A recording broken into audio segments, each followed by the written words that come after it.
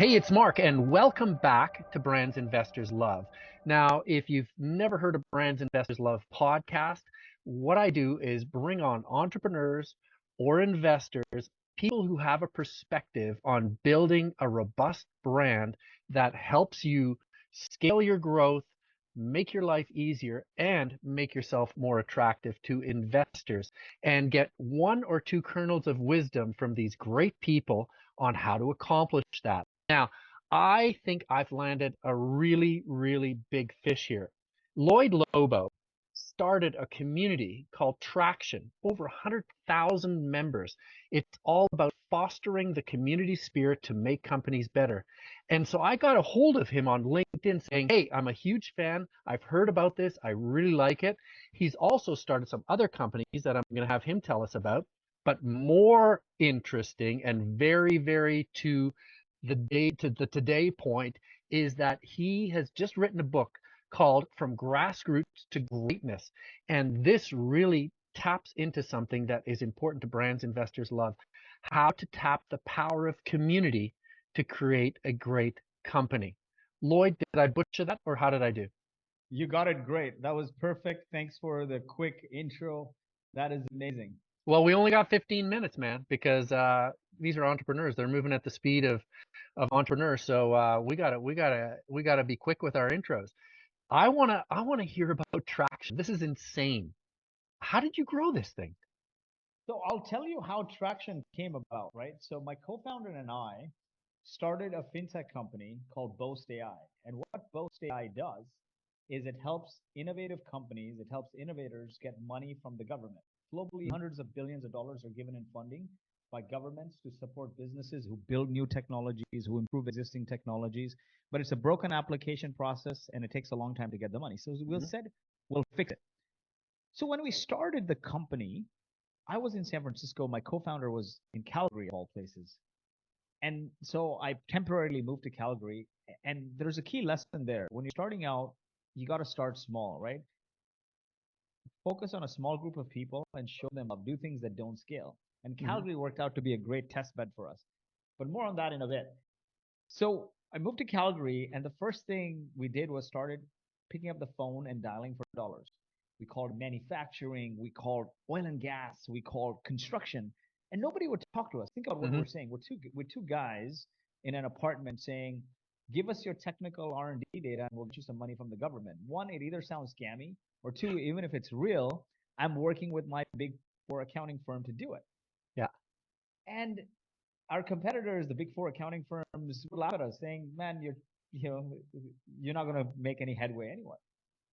Then what we started doing was we said, okay, what's the step two of cold calling people? Let's go to some events. So we started going to Mm-hmm. manufacturing, oil and gas, construction events. And what we found is that it was so hard to resonate with anyone. We're like Mm-hmm. from Venus and they're from Mars. It's like we're from different planets. And it felt like, we're the guys who are wearing like suits over our hoodies kind of thing, right? And then we were kind of dejected because it was hard, and we started going and to startup events because we are founders. So we're like, let's go to a bunch of founder events. Mm-hmm. And when we started going to the founder events, we found our tribe. The conversations were resonating. We were speaking the same language. Things were just moving along. The conversations were calmer. They were more welcoming, and we were having a good time. Then we started enrolling in. We enrolled in a hackathon. We Mm-hmm. coded projects together, and we really understood that space. Fast forward a few weeks, we realized, you know what? The startup events are great, Mm-hmm. and the message is resonating. Like in terms of, it feels like our tribe, our people, they're accepting. We're growing together. It feels like your club. Mm-hmm. But the one thing is missing here. All the events we went to, all the talks from the people they bring to speak at these events are high level platitudes from CEOs of like 20, $30 million companies and more. And that is not helpful to a founder who's at 0 or 1 trying to get to 5, right? 0 to 1, 1 to 5. Mm-hmm. So we said, there is a white space here. The second thing we found in Calgary was the local press doesn't give any coverage to the startup community. So we found second white space. I'm like, Now, because I had been in and around startups, and moved from Silicon Valley. And part of that, I was in New Jersey and Philly in that startup ecosystem. So I knew a few people that I could rely on to invite to speak that would share very tactical advice on building a company. So we said, you know what? We know the events being hosted are not being hosted by founders. They're hosted by event organizers who doesn't understand the challenges of a founder. Mm-hmm. So we can change the conversation right away. And rather than high level aspirational CEO platitudes, which founders don't need, right? They've already decided to start a company. I care more about how do I get my first customers or how do I get my first angel investors, things like that. So we threw up a meetup and we said a landing page for a meetup and we said Influencer X is coming to speak to founders on Y topic and you're going to get Z outcome, right? Mm-hmm. Get your first customers, etc. And this Influencer X wasn't like some big unicorn founder, a founder who had hit 10 million in revenue. So they could intelligently talk about the topic. And we said 10 spots, free entry. It's our co-working space, pizza. First meetup, 10 people showed up. And then the thing, we kept doing those meetups and doing those meetups and doing Mm-hmm. those meetups. And one day, Mark, we had 200 people show up at the co-working space, hijacked all the desks and everything. The guys organizing the running the co-working space said, guys, this is not a pizza night anymore. This is not a meetup anymore. You're running like full-blown conferences. You can't do this here anymore Mm-hmm. for free. That eventually evolved into what Traction is as a community, as a conference podcast. Now, today we've had multi-thousand person events. We've had the CEO of Uber come to one of our meetups. We've had CEOs of Twilio, of Zoho, all the big brands, right? But it started that 10-person meetup. The second thing, what we did was I approached the Calgary Herald, the local post media Mm-hmm. newspaper, and said, you're not covering startups. I'm happy to cover it for you for free as long as you give me a column. And they're like, go away. Like, like this is not of interest, whatever. Like, they weren't interested. So what I did was I reached out to second tier media outlets like Yeah. blogs that were still very popular in tech, but not quite the post media level. Right. And I said I'll guest blog, and they were happy to take my blogs. So I did a couple of posts, and I seeded it with that startup community. Now we got to know, and they got it like hundreds of reshares and likes on reshares and retweets on Twitter. Mm-hmm. And I shared those posts then as a follow up with the Calgary Herald editor and said, hey, I know you don't want to cover it, but here are two posts I made recently on these other blogs that drove so much traffic. He's like, fine, I'll give you a blog. So he gives me a blog on the Calgary Herald. And rather than writing any random post about anything, I wrote Startup of the Week, first edition, like the first Startup of the Week. I covered a startup Smart. because these guys weren't getting coverage. Yeah. And when I handed that column, the blog post to the founder, they were so ecstatic because they hadn't received any coverage from the local media that they shared it with their friends, family, and that post went viral. Mm-hmm.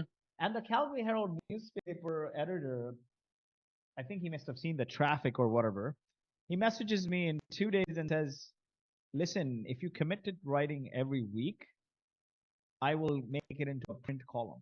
I'm like, bam, you got it. Mm-hmm. So now what happened was, this fintech company we're building, Boast.AI, got the social proof of the speakers we brought, who were much higher than our level. Mm-hmm. And then we got the social proof of the Calgary Herald. Mm-hmm. In addition, we got a backlink every week from the Calgary Herald, which was a high domain authority site, right? If we wrote this column on our website, the SEO would take years. Nobody would Mm-hmm. even care. Mm-hmm. But the Calgary Herald not only gave us the social proof, it gave us a high domain authority backlink, which juiced up our SEO. And what happened was now you had this ritual almost where founders every Monday who were covered would go at 6 a.m. to the newspaper stand and take a copy, buy it, give it to friends, family, take a Mm-hmm. picture because their picture was in the newspaper. And then the rest was just doing it over a cadence and doing it and doing and doing it. Now, if I had to distill the learnings, it would be a few here, right? Like, let's look at frameworks. How do you get started to build a community? Mm-hmm. So the step one is figure out an underserved niche, right? Figure out an underserved niche and identify their pains, identify their aspirations, more importantly, their aspirations and goals, Mm-hmm. and figure out what stands in their way. And that is important because customers don't buy software. They don't buy products. They buy outcomes. You see Mm-hmm. this Mario graphic that he eats the mushroom and becomes Super Mario. Your product is not the mushroom. Your product is Super Mario. Customers want outcomes. They don't want technology. And so when you latch onto their problems, it's probably near immediate. But when you latch onto aspirations, you're going after something bigger and you can follow that journey. So we said our customer we've landed is the founder of a company that's innovating, innovators. Mm-hmm. And their aspiration is to become successful to change the world. And so we'll latch on there. The next step was figure out their circle of influence. And that is important because once you understand the circle of influence of your ideal customer, then you can dominate the sphere. So who do they fund? Meaning, what are the tools do they buy? Mm-hmm. So those are the people, what are the tools, services they buy? So those are the people you can partner with to host events. They can be your sponsors, etc. Mm-hmm. Where do they frequently hang out? Where do they eat, breathe, drink, sleep? Meaning, are they prevalent on LinkedIn? Do they read TechCrunch? Do they read Post Mm-hmm. Media? Right? Do they read Globe and Mail? Those are the places you can distribute your content and be present. And then who do they follow? Who are the influencers in the space? Who are the key people they respect? Those are the people you can invite to your events, to your podcast. So now when a founder shows up to your event, they feel like it's my tribe. I see this person whose content I follow and I respect. And I see these two reporters. One is from TechCrunch, one is from Globe and Mail. I want coverage from them. And all these service providers like Stripe and everything, I buy their tools. It feels like I'm at my party. It feels like my Mm-hmm. tribe, and I see all these other founders. So that is the benefit of starting with your ideal customer. Now, sometimes people say, how do I come up with the ideal customer? Because I don't know. There's two ways to do that, which is hindsight, they seem like profound playbooks. But when we were in it, we didn't have those playbooks. We were throwing spaghetti on the wall and it was sticking, right? And a lot of things didn't stick. But now when you look back, you're like, what stuck and how did that happen? And you can pull out frameworks from hindsight. Mm-hmm. But before we even went down this path of understand your ICP and eat, breathe, drink, sleep where they do and figure out their circle of influence, the other step was how do you even land on the ICP? Because we called manufacturing and oil and gas and construction, and then we landed on startups. The way I look at it is two things. One, what tribe do you draw joy from? Like you really Mm-hmm. enjoy hanging out with? Like it's your passion Mm-hmm. to speak about it, hang about. That's number one. Number two, which is even more important because sometimes your passion may not make you money, but this is even more important is it a large underserved market but that's growing? So that was startups in 2012. Mm-hmm. Is there a propensity to pay? Now, startups, was harder to get money from, but the last one is ease of access. So, size of the market, is it large and growing? Ease of access and propensity to pay. Now, manufacturing, agriculture, construction, oil and gas, they're large markets with huge propensity to pay, but we couldn't get access. Yeah. You can be tackling the largest market in the world, but if you don't have ease of access, you're going to fail. So in Mm-hmm. the early days, you may have to go for a smaller market that's growing with ease of access. Mm-hmm. So combine your passion with the ease of access and just get started. Otherwise, you'll never get started, right? And give up. So figure out how do you figure out the market, your passion, what you're interested in, where you can find that magnetic like connection, and Mm-hmm. then size of market, propensity to pay, ease of access. And then I talked about how do you hone in on the niche and how do you figure out the circle of influence. When you have that, then you got to figure out what kind of community should I build. There's three kinds of communities you can build. There's a community of practice, which is coming together to learn about a specific craft, right? Like Mm-hmm. HubSpot did in the early days, the inbound marketing Mm-hmm. community. I learned everything about sales and marketing as an engineer from that community, by the way, in like 2004 or 5. There's a community of product where people educate you on the product, make product evangelists like Atlassian or Microsoft. Mm-hmm. And there's a community of play where people come together to have fun, like the Harley or Nike community.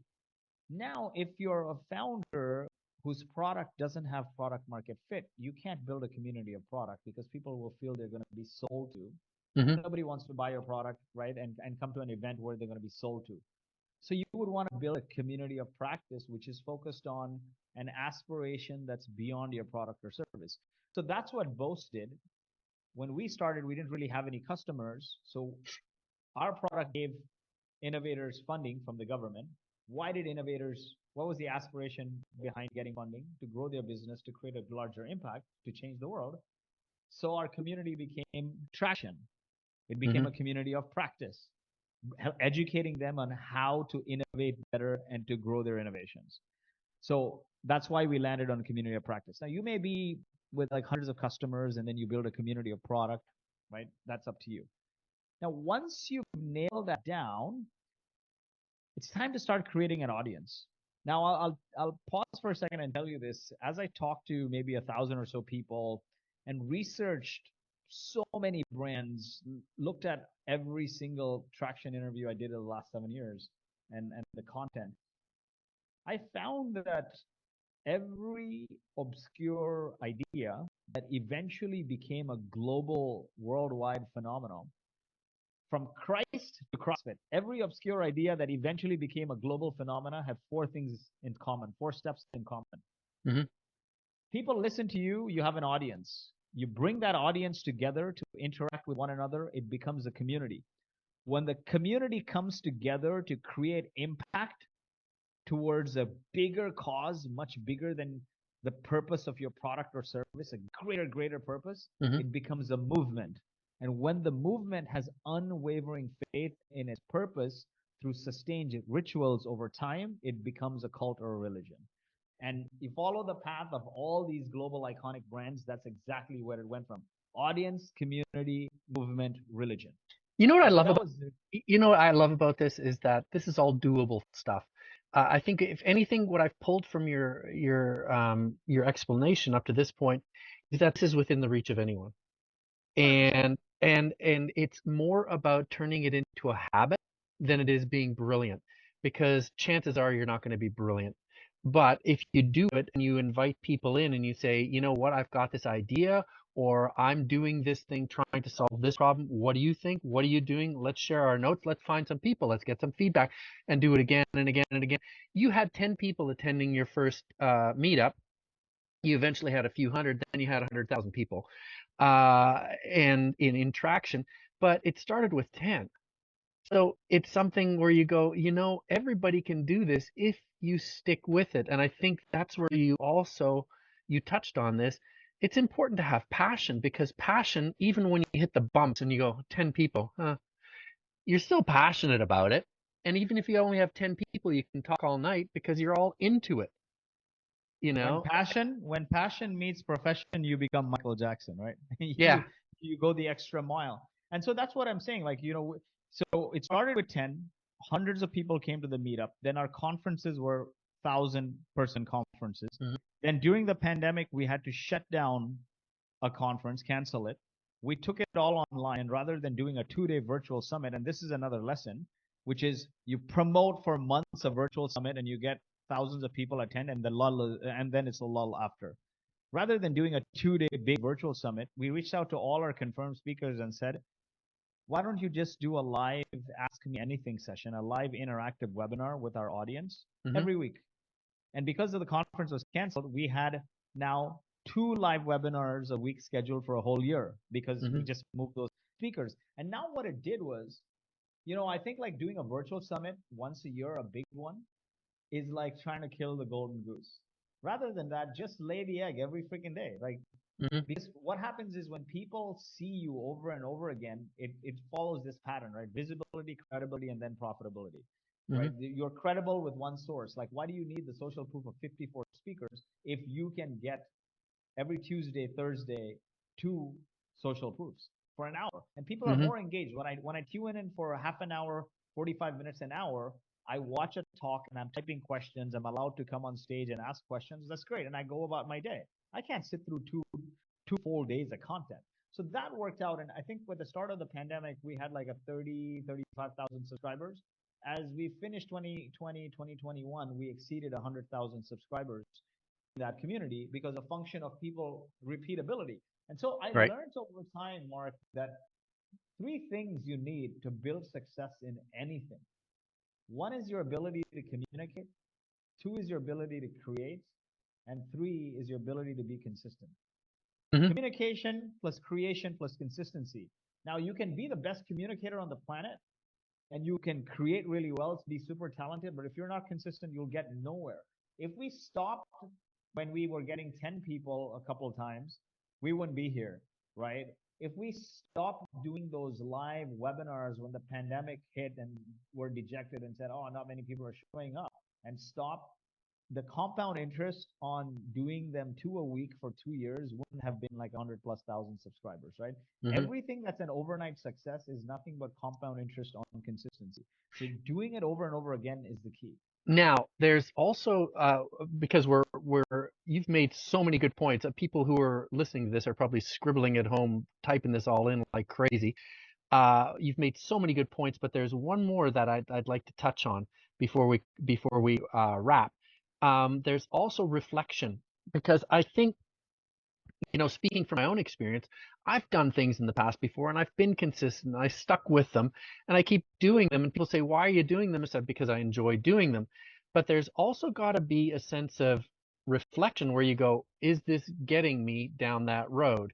And I'm sure if you would have stuck with the 10-person meetups, you could have gone, well, we'll just keep doing this because we like hanging out with our friends. But I think you probably also took time to reflect and go, is this the right mix? Is this the right group I'm bringing together? Are we communicating the right things? Is it making us all better? And is it driving towards a goal? So there's probably something to be said about taking a moment to go, I'm doing this. I've got it into a habit. I'm surrounding myself with the proper people.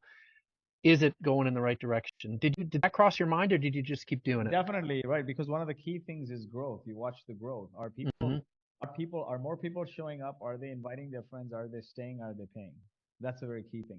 There's all these terms for metrics and like, they're turned into tongue twisters. So I'm just going to simplify it. Do they show up? Do they pay? Do they stay? And do they bring their friends, right? And Yeah. that's the key thing you want to answer. If they're getting value, like, keep adding value and they'll come, right? And so we'll keep inviting more people come, more people come, more people come. And that is the key thing is you can very well keep it at 10 people. I still do those. By the way, I have like a few different standing meetup groups where we have dinners every month, the same 10 people.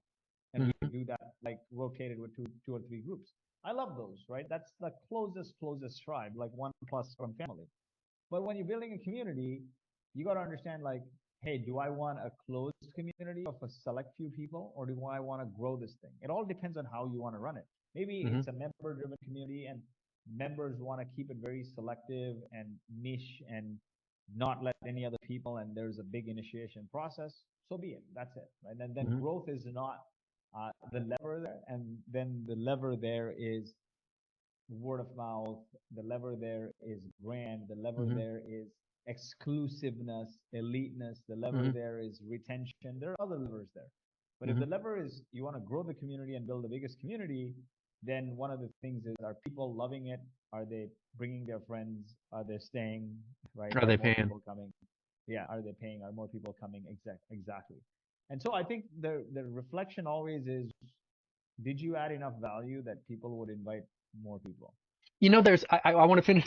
I keep saying we're going to finish, but there's one more thing. You just hit on it. Are you adding value? I always tell my clients, I I talk about getting out there and seeding the world with your ideas. Now, there's a fear of that. They say, well, should we bring them inside the paywall in order for them to get ideas? And I always go back to I play guitar, and so I have these guitar teachers on YouTube that I follow.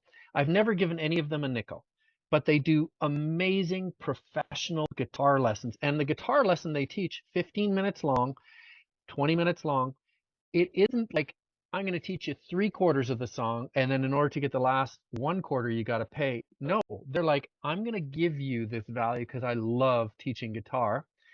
If you like it, hit the button, subscribe. Once you subscribe, then you can join the community. I'm going to give you some stuff to get you started. You're going to give me a little bit of money. You're going to love once you're inside the wall because you've been following my videos for 2 years.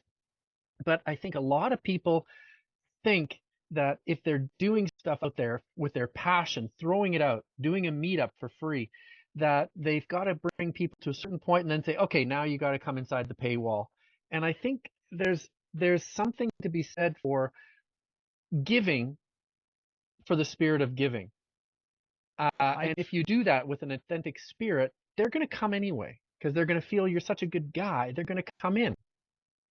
That's what we did, right? And what's really interesting is during the pandemic, the first time a window of opportunity opened to re-host in-person event. We hosted the in-person event, and our investors at Boast.AI came through it. They came to the event. They had such a good experience. They said, "Who runs this?" Called me, asked if I would join their venture partner network to invest to refer deal flow in exchange for carry. And I said, "Listen, I have a business to run." They asked me what the business was. I explained it. They loved it, and they're like, the rest is history. They decided to Mm-hmm. buy half the company, a growth equity firm. So, I think a lot of us say lucky, lucky, lucky, that person is lucky. I truly believe in luck. Luck is the 10% that tips the 90% in your favor. Luck Mm-hmm. and risk are same sides, different sides of the same coin.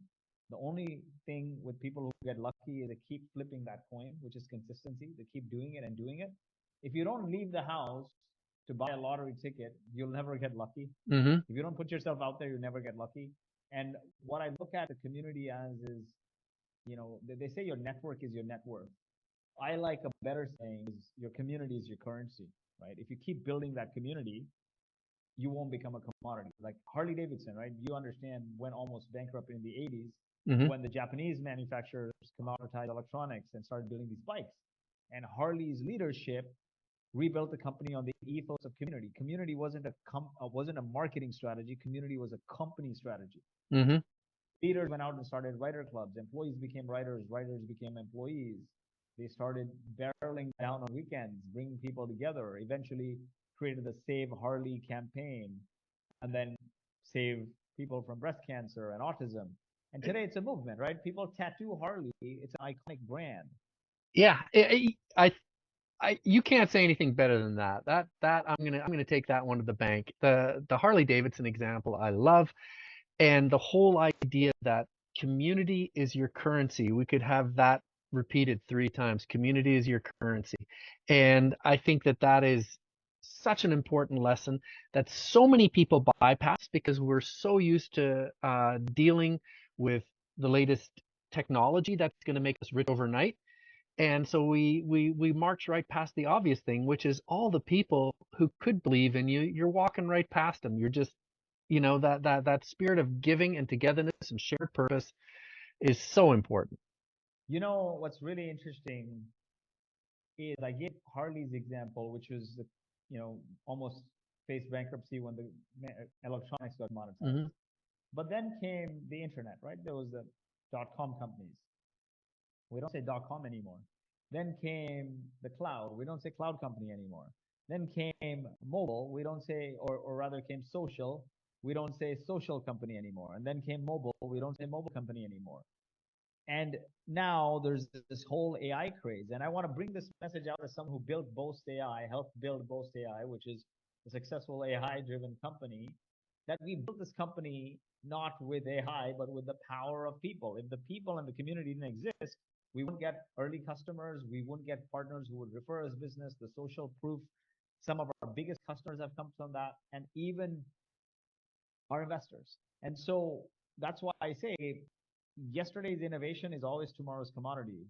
Hmm. But if you build a community, you won't become a commodity because those people will stay with you and help you innovate and innovate. And an example is Apple, right? I mean, the features are lagging. Their competitors bash Apple's features. Apple focuses on the aspirations of the community. And you can take this example over and over again from a Hmm. number of people, but what builds sustaining, enduring brands over generations is not technology. It is Hmm. human to human connection. People buy from people. Emotion sells. And you see what's happening in 2023 is marketing is taking a bloodbath. CPMs are up on TikTok, on Facebook. Generative AI now, after a few months of ChatGPT, you know exactly who's copy pasting. Hmm. Consumers are fed up of seeing of clickbait, of spam, of giving personal data to access crappy white papers, right? Hmm. And they are resonating with other consumers. They're connecting with other consumers. We think, especially in B2B, that B2B marketing should be done different. It should be marketed from the brand. people buying B2B are still the people buying B2C.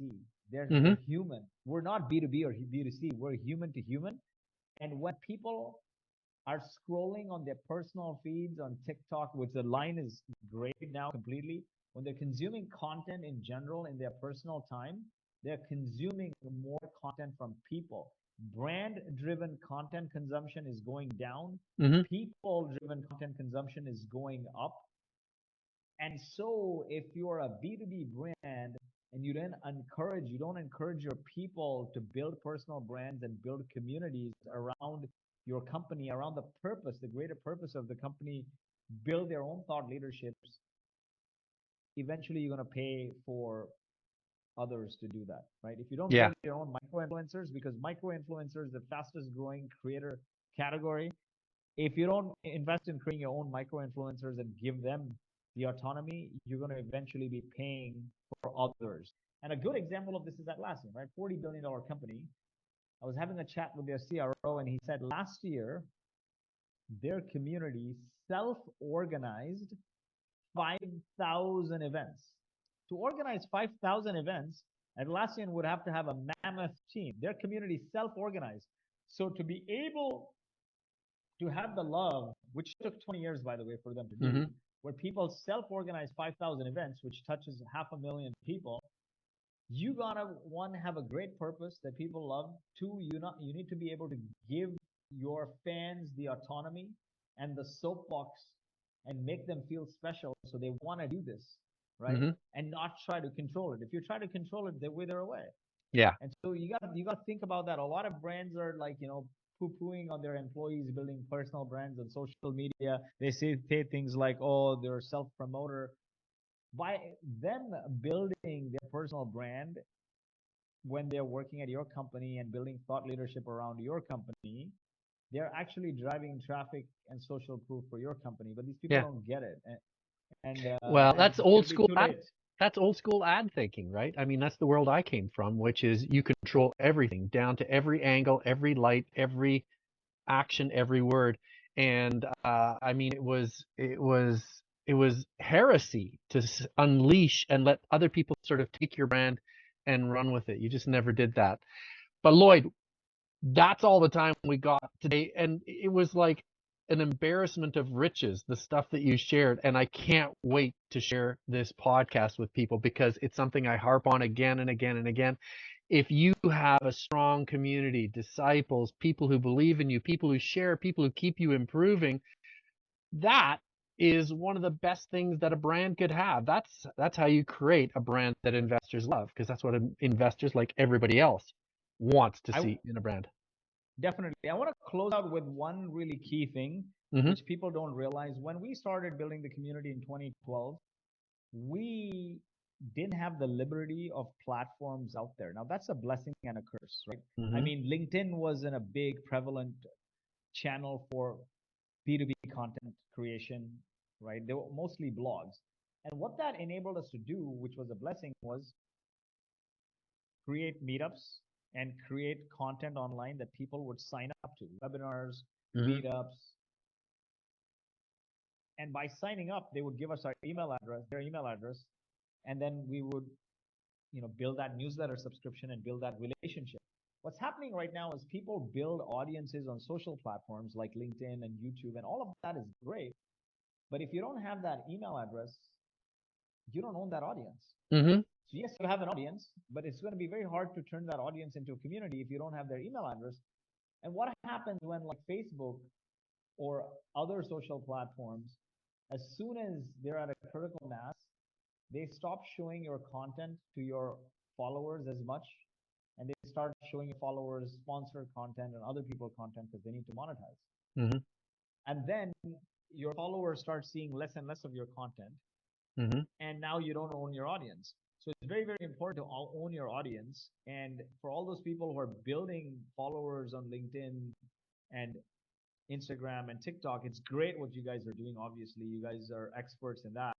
But invest in turning your audience into a community by bringing them together, create links so you can collect their email addresses, Hmm. share weekly updates via newsletter, Hmm. create WhatsApp groups, explore where they hang out and where they engage So you can have their contact information, so you can really turn it into a community. And then once you do that, you can actually align them around a greater purpose that transcends your product or profit and create a movement. And a great example of that is Mr. Beast, who's the most iconic influencer of our time, who, again, consistency, creation, communication, and then turned his audience into a community by bringing them together, and then turned that community into a movement by coming around important causes like raise 20 million to plant 20 million trees, or raise 30 million to take out 30 million pounds of plastic from the ocean. So I want you to think about, hey, do I own my audience? If you don't own your audience, how do you start having that in case the algorithm changes? And that's the only path, right? Community is the thing that takes you from audience to eventually a cult. Yeah. Lloyd, thank you so much for this chat. This has been an incredible experience, an embarrassment of riches, so many lessons, so many things to take away. And I think it's going to be an awesome addition to the Brands Investors Love podcast community, because you've just really, really pushed the bean forward for us. Thank you so much. And And the again, book's available for 99 cents on from grassroots to greatness.com. So get it for 99 cents, or if you want the collectible book, you can buy that as well. But I want it to be accessible to all. So 99 cents from grassroots to greatness.com. Thanks. that's wild, because I was just going to send them to Amazon. Wrong place. I want to send them to your community.